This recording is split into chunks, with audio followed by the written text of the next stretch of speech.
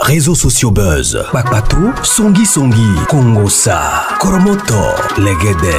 Venez. Venez vous informer en temps réel. Écoutez les critiques, les analyses avec Maman Buzz sur Réseaux sociaux buzz. Ici, pas de critiques stériles, ni tête ni queue, pas de polémique. Maman Réseau, Maman Buzz de tout le monde est là. Maman Buzz sur Réseaux sociaux buzz. Et Lengue Zangali Passa. Le goût qui n'a pas de concurrent. Un oncle utilise ses deux nièces comme objet de sacrifice. La famille partageait cette histoire au maximum. C'est l'histoire de deux nièces, en tout cas une m'explique l'histoire. Elle me dit ceci. Maman, nous sommes nés dans une famille modeste, donc une famille où on n'a pas beaucoup d'argent, on n'est pas non plus pauvre, donc une famille où on s'en sortait quand même. Mais dans cette famille-là, on avait notre oncle maternel qui avait beaucoup d'argent. Il avait beaucoup d'entreprises. En tout cas, Dieu l'avait déjà béni du côté argent. On pouvait les compter parmi les millionnaires de ce pays. On va taire le nom du pays. Question de protéger la personne qui raconte l'histoire. Voilà que la famille, qu'est-ce qui se passe? L'oncle va venir dans la famille. L'oncle n'a jamais engagé quelqu'un dans cette famille-là. Mais pour une fois, tout le monde s'est plaigné avec tout l'argent qu'il a, avec les sociétés qu'il a. Il n'aime pas nous engager, nanani, nanana. Voilà que l'oncle va demander maintenant chez les deux fils et chez les deux nièces qui avaient fini. En fait, elles sont nièces comment? Elles sont demi-sœurs. Une sœur et sa demi-sœur, au fait. Donc, ce sont les nièces de ce monsieur-là. Le monsieur va aller dans la famille pour dire, en tout cas, comme elles ont fini l'université, je vais les engager. Moi, je vais les engager dans mon entreprise, à moi. Elles vont travailler avec moi. Et tout le monde dans la famille, on dirait que c'était miracle. Gloire à Dieu, gloire à Dieu. Au moins, aujourd'hui, il va quand même engager quelqu'un. C'est comme ça qu'on voit une personne, c'est comme ça. En tout cas, ils ont festoyé, ils ont célébré. Le lendemain, ils ont commencé le travail. Dans la famille, c'est vrai qu'il y a des gens qui se sont plaints. Alors, nous, les autres là, on les a mis dans des endroits un peu bizarres et tout. Cependant, quand on les a appelés pour travailler, leur petit salaire pouvait revenir à 2000 $ le mois. Donc, chaque mois, elles pouvaient recevoir quand même 2000 $. C'est beaucoup. Voilà. Quand ils ont commencé à travailler, l'autre remarque que sa sœur, elle touchait beaucoup plus. Sa sœur, elle était favori par rapport à son oncle. Au bout de 6 mois, la sœur avait déjà une très belle voiture qu'elle s'était déjà achetée. Mais elle s'est dit, moi aussi, je reçois 2000. Mais même si j'ai fait des économies, en 6 mois seulement, elle achète une belle voiture comme ça. Voilà la sœur qui commence à construire et tout. C'est là qu'elle se rend compte que non, ma sœur gagne mieux que moi. Elle va se plaindre chez l'oncle. Ah, tonton, pourquoi c'est ma sœur que tu favorises, que ce soit des voyages, des missions, des services. Puis quand elle rentre toujours avec l'argent. Moi, tu ne m'aimes pas. Voilà l'oncle qui lui dit. Tu vois, elle connaît le secret. Elle sait. Elle sait travailler. Toi, tu ne sais pas travailler. D'ailleurs, j'étais en train de voir même pourquoi ne pas te remplacer. Parce que tout ce que je te demande de faire, tu ne les fais pas. Elle dit, aïe, tonton, qu'est-ce que tu m'as demandé de faire? Je n'ai pas fait. Oh non, d'ailleurs, toi, tes histoires avec tes copains là, elle a eu l'habitude de publier tout le temps son copain sur les statuts, de mettre son copain sur son statut. Toi, les histoires avec ton copain là, je n'apprécie pas, je n'aime pas. Ah, tonton, ok, d'accord, il n'y a pas de problème. J'accepte et mon cœur reste ouvert. La fille, elle est descendue, elle était quand même triste. Voilà qu'elle va voir sa sœur pour lui dire, ma sœur, comment tu fais pour que l'oncle attende un peu? Genre, j'arrange mon micro-shading. Comment tu fais pour que l'oncle puisse t'apprécier autant et tout? Voilà qu'elle dit, ah ma chérie, en tout cas ça il faut lui demander. Il y a des trucs qu'il me demande et tout. Ça c'est un secret professionnel. Ah, ok. Bon, elle a laissé passer.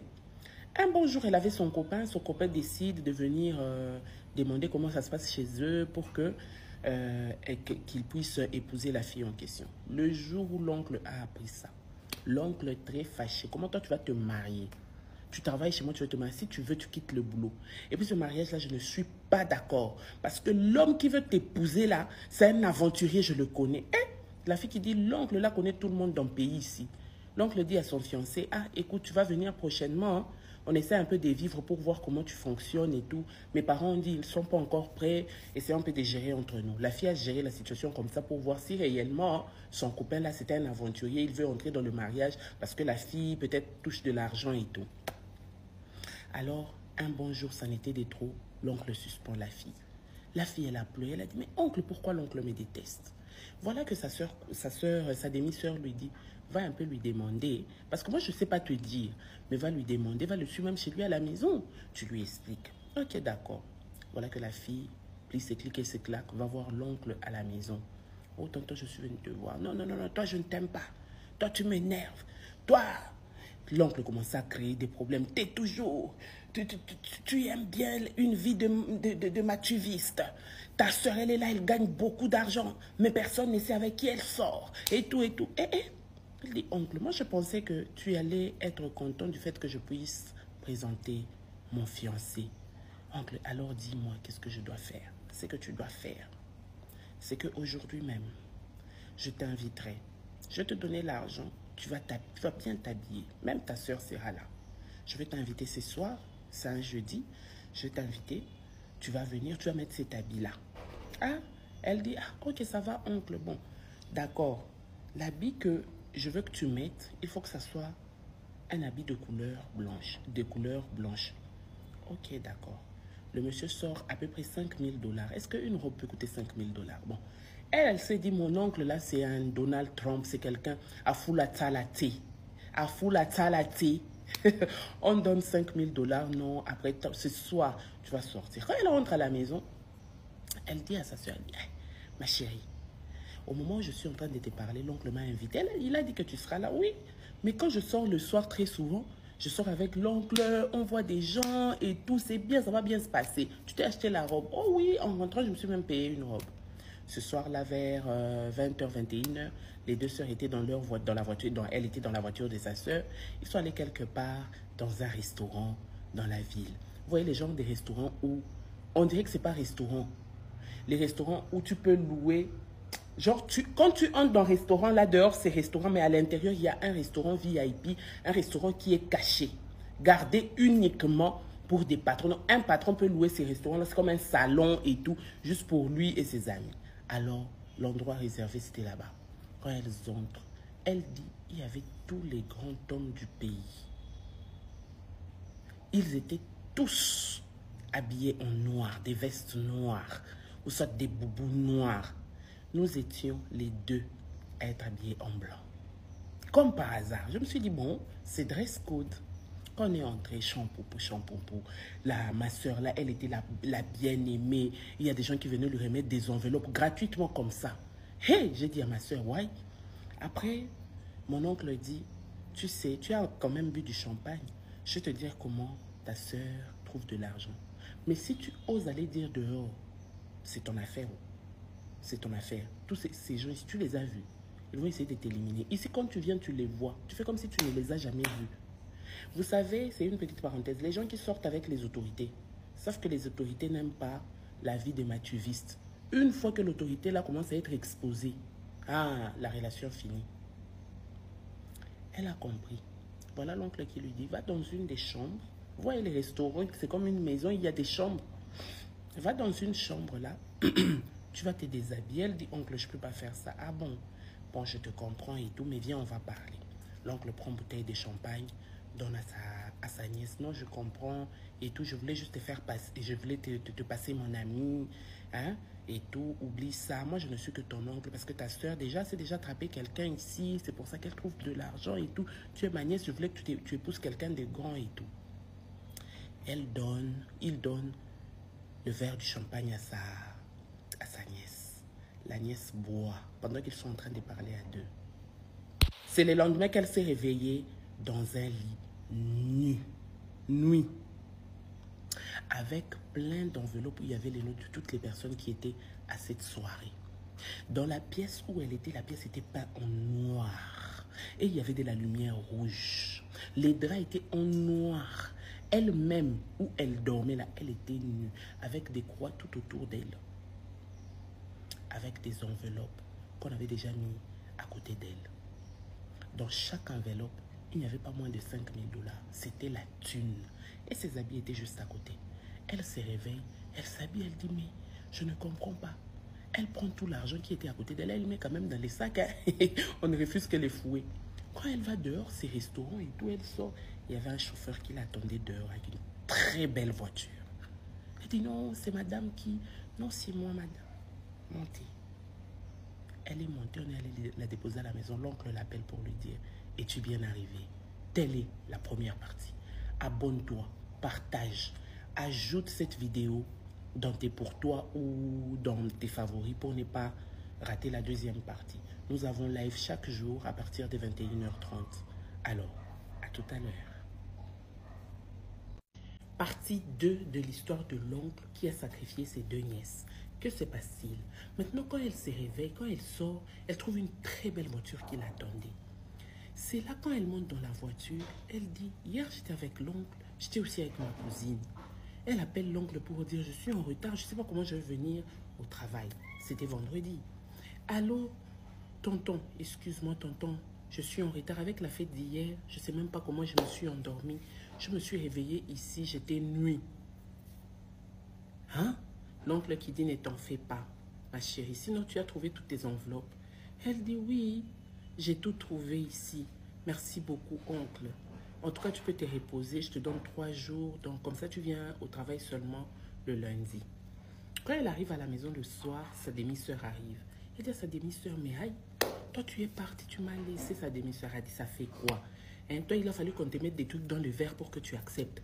Prochainement, tu les fais de ton plein gré. Ça va faire quoi? C'est là qu'elle comprend qu'elle avait mon goût avec tout ce monde-là que l'oncle lui avait offert.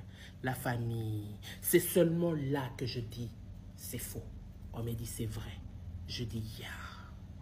Le dehors est risqué. Une histoire extrêmement vraie. Famille IA.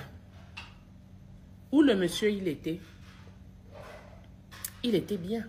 Finalement, il a rempli sa part de contrat. Il a fait comment? Il a rempli sa part de contrat. N'est-ce pas? Le lundi, quand la fille va au travail comme ça, il trouvait que tout était normal. Son oncle lui souriait, lui donnait de l'argent. Dans les enveloppes qu'on lui avait données là, il y avait à peu près 200 000 $. 200 000 balles. Elle s'est aussi acheté une très belle voiture. Normalement, c'est une orange, peut-être. Donc, elle s'est sentie... Hein, elle était fructueuse, quoi. Voilà. Son oncle lui dit, avec cette vie, c'est toi qui veux présenter un copain. C'est lui-là, quelqu'un qui n'a rien, un rieneux, comme fiancé. Tu ne trouves pas que cette vie te va? Elle réfléchit. Elle avait beaucoup d'amour pour son copain, la famille. L'amour, là, ne s'achète pas. Même quand on dit, non, je vais aimer celui qui a l'argent, c'est celui... Maman, tu ne sais pas. Si tu aimes quelqu'un vraiment avec ton cœur, même s'il n'a rien, on va te proposer celui qui n'a pas d'argent. C'est là qu'on dit que l'amour est aveugle. On va te proposer celui qui a l'argent, mais toi tu vas aimer seulement ton rieneux. Là tu dis, hé, hé, moi c'est les riz et les haricots que je vais. Steak, là c'est pour les autres. Parfois même, il nous arrive, ça c'est un secret. En tout cas, les filles, vous allez m'excuser pour ces secrets. Il arrive à plusieurs filles. Elle est avec son chouchou qu'elle aime, qui n'a rien. L'autre là qui la drague, qui a l'argent, elle dit, aïe, j'accepte là-bas seulement pour l'argent. Mais les cœurs, et c'est chez lui qui n'a rien. Pardonnez pour la parenthèse. Et donc, la famille, que se passe-t-il? La fille commence à faire maintenant ça. C'était chaque jeudi où ils allaient là-bas. Carrément, elle devait se déshabiller devant tout le monde. Les oncles là, les tontons, les grandes personnalités de la ville devaient toucher, tripoter par-ci et par-là. La famille, ça continuait jusqu'à un jour. Sa petite sœur, qui était sa sœur, sa demi-sœur, n'était plus bien. Elle commençait à être malade. Chaque fois, elle tombait malade. Pendant qu'elle, là, pour qu'elle puisse voir son copain, elle commençait à voir son copain en cachette. Parce qu'une fois, son copain est allé la prendre au travail, mais ça avait créé un problème. L'oncle était fâché au point qu'on a arrêté ses copains-là, disant qu'il avait mal garé la voiture. Disons, une histoire fausse qu'on a fondée sur le copain. On l'a mis en prison pendant quelques temps. Après, on l'avait libéré. Du coup, la fille dit, malgré qu'elle est en train de faire ses mafias, à côté, elle commencera à voir qui est son chéri à côté. Donc, le but de l'oncle dans cette affaire, elle ne devait jamais se marier. Tu ne dois jamais te marier. Tu ne dois pas avoir une autre relation à part les relations là de chaque jeudi où tout le monde t'aime. C'était ça la condition en échange d'argent. Et qu'est-ce que l'oncle gagnait dans tout ça? Et par après, ils ont remarqué que plusieurs filles venaient à cette rencontre-là des jeudis. Plusieurs filles. Un beau jour, la sœur qui ne se sentait plus bien là, la demi-sœur qui ne se sentait plus bien, était allée jeudi à son tour. Parce que le jeudi là, elle n'était pas allée. C'était maintenant à tour de rôle. Elle pouvait aller aussi quand elle veut. Ces jours-là, on ne sait pas qu'est-ce qui l'avait empêché. Elle n'est pas allée. Sa sœur cousine est partie. Le lendemain, on a commencé à chercher sa sœur cousine. Elle n'était pas rentrée. On l'avait cherchée partout dans la ville. On ne l'avait pas trouvée. En tout cas, on a commencé à donner les communiqués à la télévision. Sa sœur est allée poser la question à l'oncle, mais qu'est-ce qu'il y a? L'oncle dit non, ces jours-là, après notre fête là des jeudis, elle était rentrée. On ne sait pas, même sa voiture, on ne trouve pas. Après une semaine, on appelle pour dire qu'il y a un corps qui est sans vie vers la route de quelque part. On avait déjà j'allais parler. On avait déjà tué le nom du pays, non? Donc on continue. On va mentir même pour les Mali. On dit que c'est au Mali. Non! On va mentir même pour le Mali. Donc, une route qui allait vers je ne sais pas moi où. Non, il y a un corps sans vie de ce côté. La personne était étranglée. La personne était... Genre, on l'a... on l'avait déjà coupé. C'est un corps qui était sans vie. En allant voir vérifier ces corps, c'était le corps de la sœur cousine. Elle était décédée. Elle était nue. On l'a ramassée au bord de la route. On allait avec elle où? Sa voiture peut-être disparue jusqu'aujourd'hui. On n'a jamais trouvé sa voiture. C'est là que la fille dit, ils ont pleuré leur soeur. L'oncle était là à pouvoir tout faire. Elle est restée dans la boîte. Elle a continué. Quand elle a continué, il y avait une autre fille qui avait remplacé sa soeur, qui avait commencé à travailler. Cette fille aussi, bizarrement, on l'a trouvée aussi le jeudi, elle a commencé à partir là-bas. Donc, dans cette entreprise-là, toutes les filles qui travaillaient là-bas commençaient à être riches. Personne ne comprenait rien.